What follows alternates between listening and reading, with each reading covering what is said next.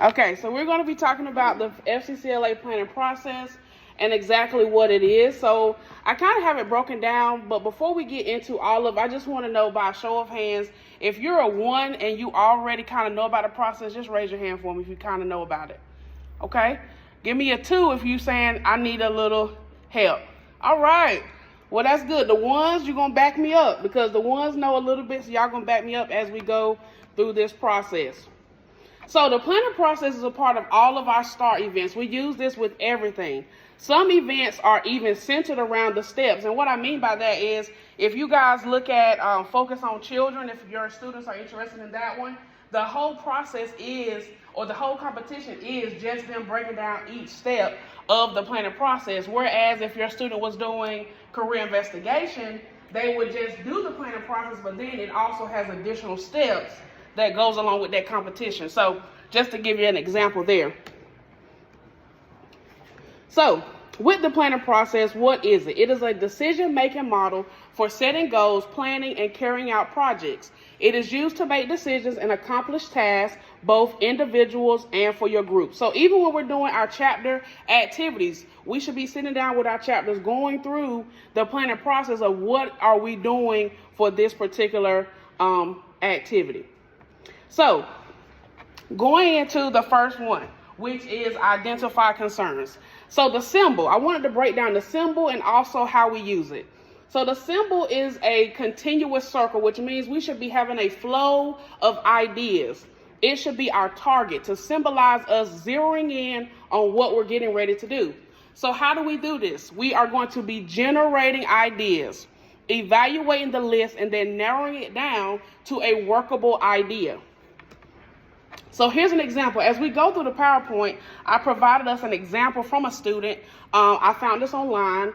This particular student was doing the instructional video STAR event, and that's an online event. And so here's how you would apply the identify concerns. So she's making a video about a recipe. And so she said her concerns would be students have a harder time retaining information when reading from a textbook. People tend to produce better results when shown how to do things. And you all can see the other 2 points. So when you're identifying concerns, you're essentially saying, what's the reason for me even doing this? Like, why would this project be of importance? And she's saying, why with those list of 4 things.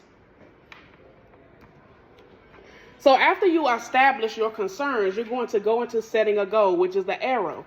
And the arrow gives us direction, like how are we going to get towards this particular thing?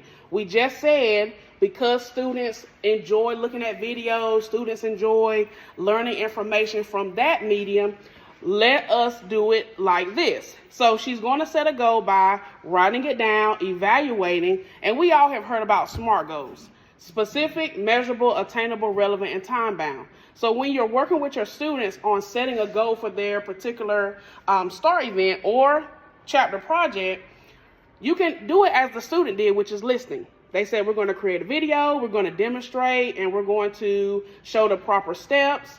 But you could also do it as a SMART goal, and so I provided that at the bottom. I will create a 5-minute, 5-step instructional video demonstrating how to create cinnamon rolls using the school foods classroom after school at the FCCLA meeting. So as you can hear, I just took what the student said, but also gave a little more context about where we're doing it, how long is it going to be, etc., which again aligns with SMART goals. Any questions so far? Good? So that leads us to step 3, which is that symbol of a square. That's how our ideas come together. So in our ideas coming together, we have to decide what needs to be done. So the way our document looks, you're essentially given the who, what, when, where, why, how, and the cost and resources.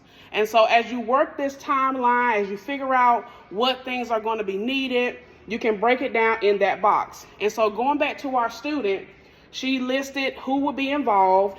They're going to be creating this video, when, where, how, and the cost. And so some of our activities do not have a cost to it. So you could just simply put, there was no cost to make this activity happen, but in her case, she had to spend $15 to $20 on ingredients. And then how are you going to evaluate? How are you going to ensure that you reach the goal that you set. So that leads us to ACT. So ACT is just like it sounds. We're going to be showing how or representing how this plan come together. So you want to be able to tell the judges exactly what took place. How did you carry it out? And so in this, the student shared, we will create a plan of how we want the video to look, how long every portion will be, and she goes on to say, then we will write a script to follow to make sure we don't miss any steps.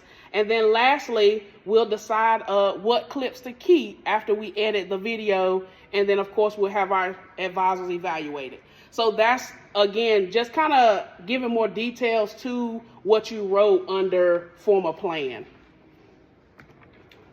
And lastly, that's going to be your follow-up. I like follow-up because this is the window. This is where we get to reflect on how the project went. Did we actually reach the goal? And honestly, if your students don't reach their goal, allow them to be honest and say, you know, we had to go back or we had to readjust the plan that we originally had, because I think that also just shows the judges how they navigated that process. And so this student closes out by saying, for our follow-up, we will show several of our friends and teachers to see some things that we could improve on. We will use this information to come up with new and different ways we can make our video in order to make our process more efficient. So you can see how the student took that video and kind of reflected on what they could have done differently by utilizing that evaluation. This student could have also added in, like, thanking that video teacher. If you guys noticed that she did highlight that she will be borrowing the camera from their videographer teacher or the media teacher. And so she could have highlighted, thank you to the media teacher for providing your camera. And so if you guys decide to scan the QR code, you would have access to this whole PowerPoint, and you would also see example 2. Example 2 is where a student actually used Everify, which is what Ms. Hannah discussed with us earlier. And so they were talking about how using Everify allowed them to gain clarity in their personal finance. So if you want to look at that particular plan of that student. So now it's our turn. We are going to work on the planning process together with the people around you, and we're going to be navigating a particular scenario. And our scenario is our high school principal has asked your chapter to create a project or activity that focuses on career awareness and career readiness. Using the planning process, design a project to meet this need. So going back to our first step, we are going to be identifying concerns and then setting a goal. So I want us to take a few moments now and think about the concern. Like, why would the principal even come to us with this? What is the concerns that the principal has? That could be in that first box. And then, of course, box 2, setting the goal. So let's take a few moments now.